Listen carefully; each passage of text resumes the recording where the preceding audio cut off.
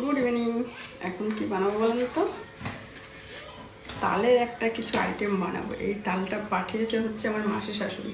শাশুড়ি মাকে তো মানা করে দিয়েছিলাম যে মা এবছরে তালের কোনো আইটেম করবো না, আনবেন না। মা তো শুনে আনেনি, কিন্তু মাসি শাশুড়ি আমাকে তাল পাঠিয়ে দিয়েছে। এই তাল তো ফেলাও যাচ্ছে না, কি করা যায়? তালের বড়া করবো না, ভাবছি আমার ছেলে যেটা খেতে ভালোবাসে সেটাই বানাবো। যদি বানাই অবশ্যই আপনাদের সঙ্গে এই রেসিপিটা শেয়ার করব। এখন তার আগে তালটা তো ছাড়াতে হবে, এর পিছনে অনেকটা খাটনি আছে।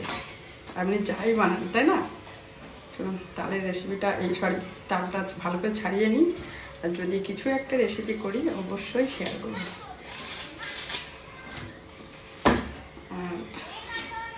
চলুন তালটা ছাড়িয়ে নিই।